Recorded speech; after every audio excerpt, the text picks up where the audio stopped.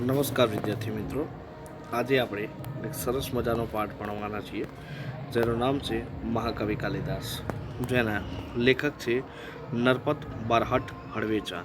राजस्थान संस्कृति के शोधकर्ता नरपत बारहट हड़वेचा ने एमए बीएड की उपाधि प्राप्त की है। जय नारायण विश्वविद्यालय जोधपुर से संलग्न है। उनकी विशेष रुचि कांत लेखन में है। वे संस्कृति के प्रभाव और प्रभाव को समझने में यत्नशील है। यहाँ महापुरुषों को नमन करते हुए आपने लिखा है कि जिन्होंने देश सेवा की खातिर अपना घर परिवार छोड़कर ऐशो आराम त्याग कर भूखे प्यासे नंगे पाँव रखकर देश को गुलामी की जंजीरों से मुक्त कराने के लिए सर्वस्व कुर्बान किया है, वे वंदनीय है। महापुरुषों की जीवनी है अब एक प्रसिद्ध कृति है। इस संग्रह में कुल 60 प्रसिद्ध महापुरुषों के जीवन चरित्र अंकित है। प्रस्तुत जीवनी महाकवि कालिदास में कालिदास के जन्म और परिचय का एवं उनकी प्रसिद्ध साहित्यिक रचनाओं का विवरण है। इस कृति से यह संदेश मिलता है कि किसी बच्चे को बुद्धू मानना नहीं चाहिए, क्योंकि वह मौका मिलते ही हीरे की तरह चमक सकता है। तो विद्यार्थी मित्रों, ये था लेखक परिचय और पाठ का सारांश। अब हम पाठ की ओर आगे बढ़ेंगे। तो कालिदास को हम मात्र संस्कृत के महाकवि के रूप में जानते हैं। स्वयं महाकवि कालिदास ने अपने विश्वविद्यालय में कुछ नहीं लिखा है। हर चरित्र के शुरू में कवि बाण ने कालिदास का उल्लेख किया है। इससे पता चलता है कि कालिदास बाण से पहले हुए हैं। एक स्थान पर स्वयं कालिदास ने अपने अभिभावक के रूप में विक्रम नाम का उल्लेख किया। वह कौन सा विक्रम है, इस बात का अभी पूरी तरह पता नहीं चल पाया है। फिर भी उन्हें राजा विक्रमादित्य, राजा भोज का समकालीन मानकर कितनी ही कथाओं का नायक बनाया गया है। विभिन्न भाषाओं में पहले और लोक कथा में उनकी विद्वता, कविता और चमत्कारिक प्रसंगों का वर्णन मिलता है। अब विद्यार्थी मित्रों, हम कालिदास के जन्म और परिचय के बारे में कुछ माहिती लेंगे।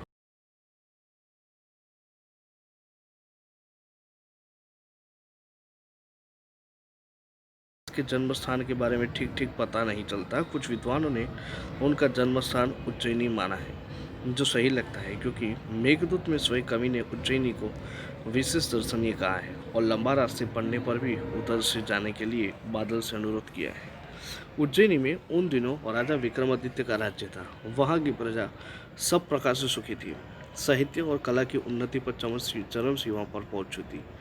राजा विक्रमादित्य ने अपने नाम से ही विक्रम संवत चलाया गया था। समय समय पर उन्होंने सोने के जो सिक्के चलवाए थे, उनसे उनके राज्यकाल का ठीक पता चलता है। विक्रमादित्य के शासनकाल में जितना वैभव देश में था, जितनी साहित्य तथा कला की उन्नति हुई, उतनी कभी नहीं हुई। एक से बढ़कर एक कवि, साहित्यिक और वैज्ञानिक इस युग में उत्पन्न हुए। राजा विक्रमादित्य स्वयं साहित्य और संगीत के अच्छे जानकार थे। संस्कृत भाषा की उन्नति भी इसी काल में हुई। अपने पूर्व जीवन में बुद्धू माने जाने वाले कालिदास विक्रमादित्य के दरबारी कवि में सर्वश्रेष्ठ थे। कालिदास के अतिरिक्त 8 और कवि भी दरबार में थे, जो नवरत्न कहलाते थे। कालिदास के विषय में कहा जाता है विद्यार्थी मित्रों कि वे युवा अवस्था तक निरक्षर थे। जिस डाल पर बैठते थे उसे ही काटते थे। निरक्षर होने पर भी वह इतने विद्वान और महाकवि किस तरह बन गए, इसकी भी एक बड़ी विचित्र और रोचक कहानी है। देखो विद्यार्थी मित्रों, यहाँ पे गौर करने की एक बात है कि कालिदास के विषय में कहा जाता है कि युवावस्था तक वो बिल्कुल निरक्षर ही थे। जिस डाल पर बैठते थे उसी की काटते थे। निरक्षर होने पर भी वह इतने विद्वान और महाकवि किस तरह बन गए, इसकी एक बड़ी विचित्र और रोचक कहानी है, और वो कहानी हम आगे देखने जा रहे हैं। उन दिनों साधारण नामक एक राजा थे। उनकी एक गुणवती और विद्वान पुत्री थी, जिसका नाम था विद्युत्मा। वह बहुत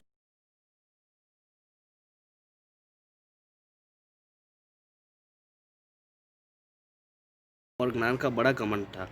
अपने विवाह के संबंध में उसने एक घोषणा कर रखी थी कि जो उसे शासन में हरा देगा, उसी के साथ वो अपना विवाह करेगी। उसकी इस घोषणा की जानकारी जैसे जैसे पास पड़ोस के देशों तक पहुंचती गई, वहाँ के विद्वान तथा पंडित विद्युत्मा के साक्षात करने के लिए आने लगे। लेकिन विद्वान या पंडितों को बड़ी ग्लानि का अनुभव हो रहा था और वे इसका बदला लेने का उपाय सुनने लगे थे। विद्वान और पंडितों ने मिलकर तय किया कि विद्युत्मा का विवाह किसी मूर्ख के साथ करवा दिया जाए तो इसका घमंड टूट जाएगा। और वे अपने अपमान का बदला भी ले सकेंगे। अतः अब वे ऐसे एक मूर्ख की तलाश में रहने लगे। संयोग से मित्रों, उन्हें एक दिन एक ऐसा ही मूर्ख युवक मिला। वह पेड़ को जिस डाल पर बैठा था उसे ही काट रहा था। पंडितों द्वारा विद्वानों को लगा कि उससे बड़ा मूर्ख और कौन होगा, इसलिए पंडितों ने उसे पेड़ से नीचे उतारा और समझा बुझाकर एक सुंदर राजकुमारी से उसका विवाह कर देने की बात कहकर तथा लालच देकर अपने साथ चलने को राजी किया।